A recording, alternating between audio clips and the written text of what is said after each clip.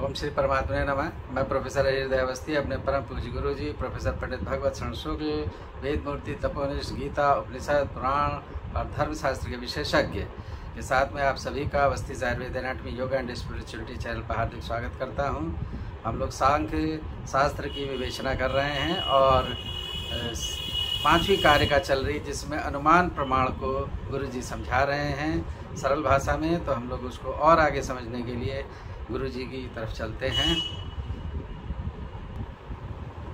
नमोस्तुनंताय सहस्रमूर्तये सहस्रपादाक्षिशिरोरुबाहवे सहस्रनाम्ने पुरुषाय शाश्वते सहस्रकोटि युगधारिणे नमः।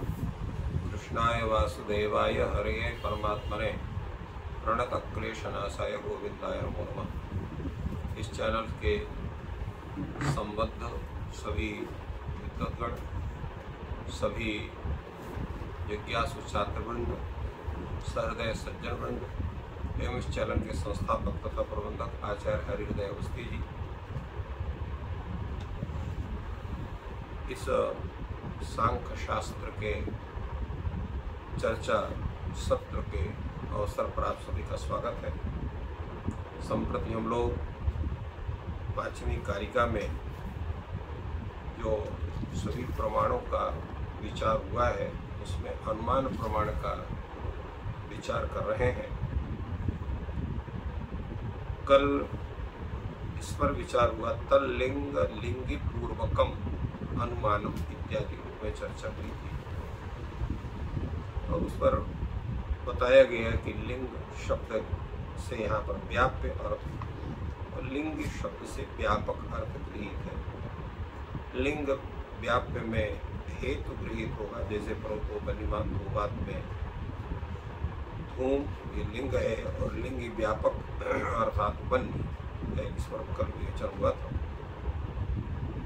आज उसी पर आगे विचार हो रहा है। लिंग लिंगी ग्रहणेन विषयवाचिना विषयिणम प्रत्ययम उपलक्षयति। ये विचार आचार्य वाचस्पति मिश्र का है। तात्पर्य क्या है इसका?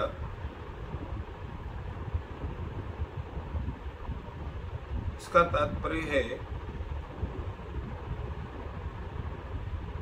पहले एक विषय जानना जरूरी है इसके तात्पर्य के बतलाने के पूर्व। ज्ञान, इच्छा और प्रयत्न, ये तीनों विषयता संबंध से अपने विषयों में रहते हैं। ज्ञान भी विषयता संबंध से अपने विषय में रहता है, इच्छा भी रहती है और प्रयत्न भी रहता है। तो इसलिए ज्ञान का विषय यहाँ पर कौन है? लिंग है धूम आदि और लिंगी है वन्य आदि। तो ज्ञान के विषयभूत जो हेतु और साध्य है, उनके द्वारा क्या होता है? विषयिणम प्रत्ययम उपलक्षयति। तो विषयवाची हेतु और साध्य के द्वारा विषयी जो प्रत्यय है, वस्तु है, उन वस्तुओं के प्रत्यय का अर्थात होता है ज्ञान। उस ज्ञान को उपलक्षयति सूचयति, अर्थात उसको सूचित करता है।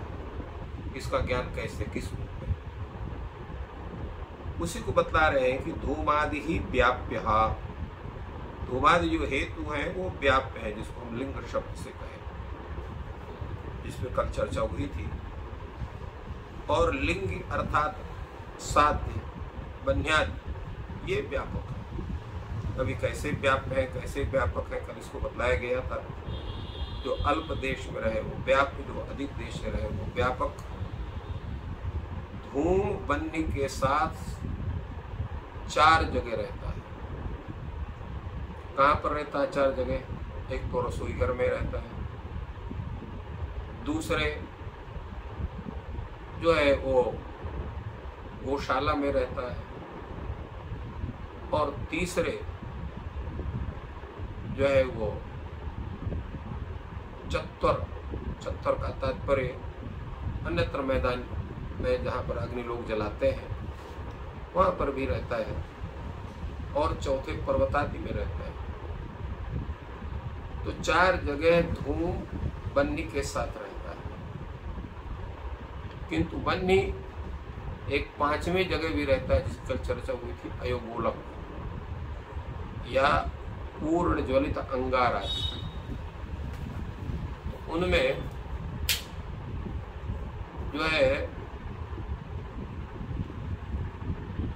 पूर्ण रूप से रहने के कारण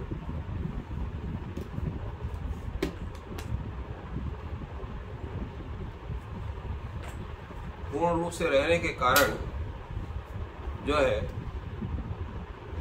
5 जगह बन्ही का वास हो। तो धूम है 4 जगह, बन्ही है 5 जगह, इसलिए धूम हो गया व्याप्य और बन्ही व्यापक हो जाता है। इसलिए इन्होंने कहा धूम आदि व्याप्य बन्ही आदि व्यापक। इति यह प्रत्यय, इति यह प्रत्यय नाम ज्ञान। तो उस ज्ञान प्रत्यय तत्पूर्वक, अर्थात बन्ही धूम साध्य पूर्वक, साध्य धूम हेतु साध्य ज्ञान पूर्वक जो है वो अनुमान होता है। ये तल्लिंग लिंग पूर्वकम अनुमानम का है। तत् माने वह अनुमान, लिंग लिंग पूर्वक अर्थात हेतु और साध्य ज्ञान पूर्वक होता है। दूसरे यहाँ कहते हैं कि लिंग ग्रहण च आवर्तनीयम। तल्लिंग लिंग पूर्वकम में जो लिंगी शब्द है उसकी आवृत्ति करना पड़ेगा। तो कहे अगर आवृत्ति करेंगे तो तद लिंग लिंगी लिंगी पूर्वकम ऐसा शब्द का स्वरूप होने लगेगा। तो आवृत्ति करेंगे तो 2 लिंगी शब्द का पाठ करना पड़ेगा। का उसको करने की जरूरत नहीं, वहां पर एक शेष हो जाए।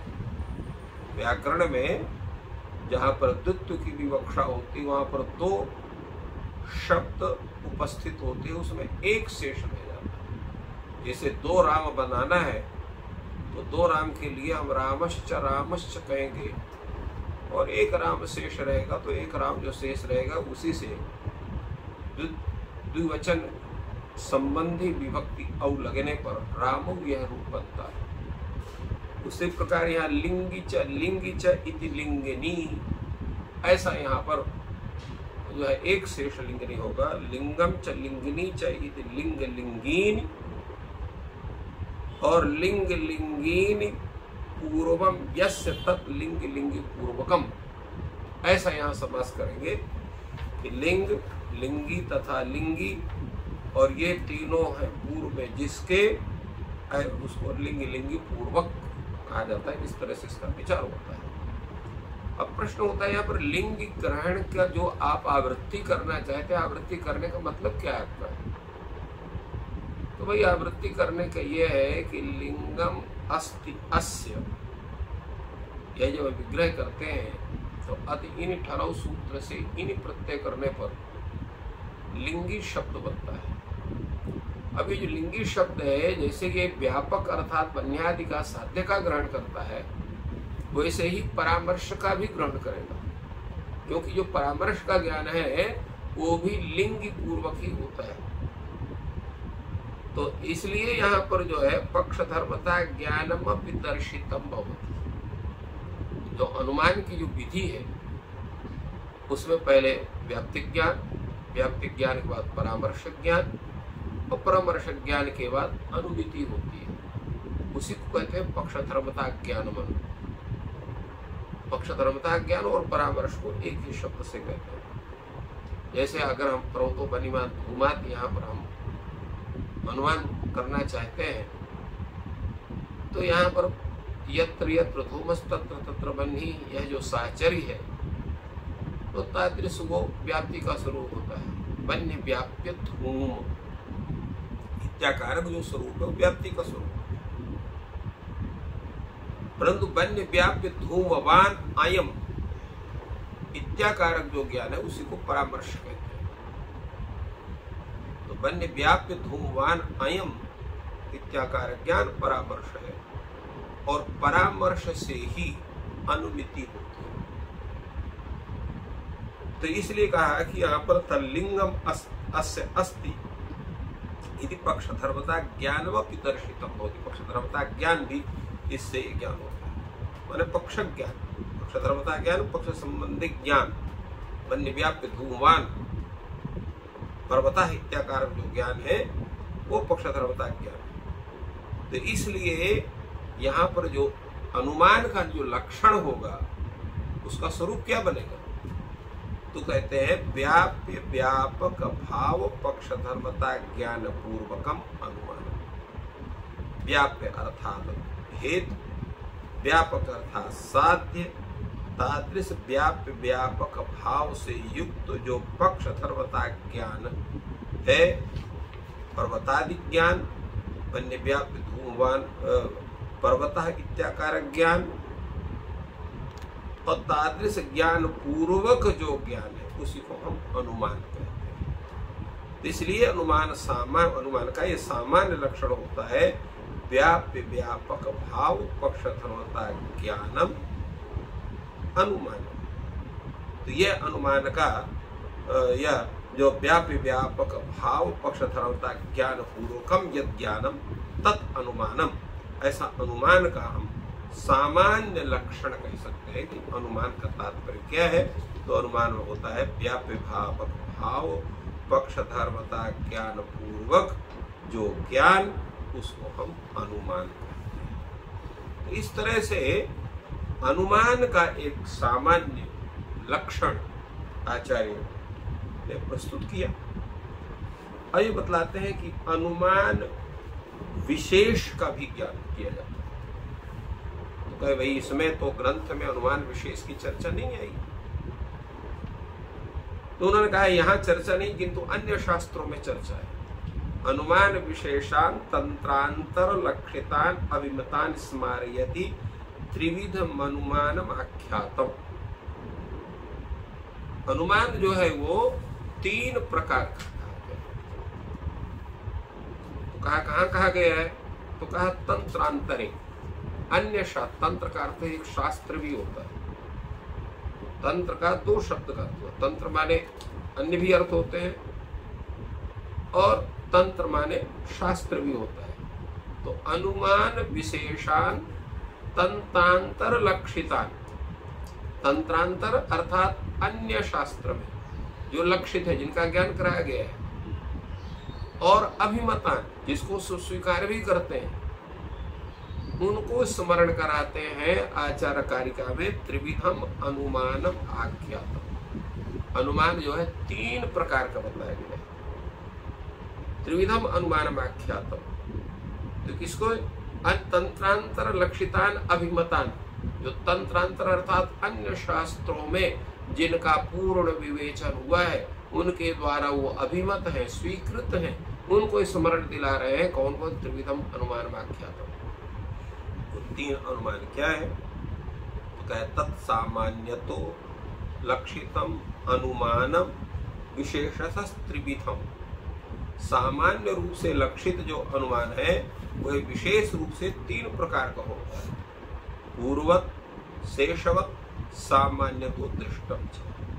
वो 3 भेद कौन कौन से हैं? तो पूर्ववत 1 भेद, शेषवत 2 भेद, और सामान्य तो दृष्टि 3रा भेद। ये 3 भेद अनुमान के होते हैं। तो तत्र प्रथमम तावत द्विविधम, जो पूर्ववत जो अनुमान है वो 2 प्रकार का बताया गया है, वीतम अवीतम च। एक उसका स्वरूप वीत है, दूसरा स्वरूप अवीत है। तो वीत का मतलब क्या हुआ, अवीत का मतलब क्या हुआ, उसको आचार्य बड़े ही सरल ढंग से बतलाते हैं। अन्वय मुखेन प्रवर्तमानम विधायकम वीतम, जो अन्वय मुख से प्रवर्तित होकर के वो विधायक हो, उसको हम वीत कहते हैं। जैसे हो गया पर्वतो वन्यमान धूमात, इत्याकारक जो अन्वय मुखेन यत्र यत्र बन्ही यत्र यत्र धूमा तत्र तत्र बन्ही, अन्वय का तात्पर्य होता है कारण सत्वे कार्य सत्ता अन्वय। जहाँ कारण के रहने पर कार्य रहे उसको हम अन्वय कहते हैं। तो अन्वय मुखेन अर्थात अन्वय के माध्यम से प्रवर्तमान जो विधायक अनुमान वाक्य है उसको हम वीत नामक अनुमान कहते हैं। और व्यतिरेक मुखेन प्रवर्तमानम निषेधकम अवीतम, तात्पर्य यह है कि अन्वय मुखेन प्रवर्तमान जो वाक्य है वो विधायक वाक्य विधि वाक्य होगा, और व्यतिरेक मुख से प्रवर्तमान जो वाक्य होगा वो निषेधक वाक्य होगा, वो निषेध करेगा। जैसे निषेध वाक्य का अनुमान कार होता है जो है जल ह्रदादिकम धूमा भावान बन्य भावात। तो ये जो वाक्य है जल ह्रदादिकम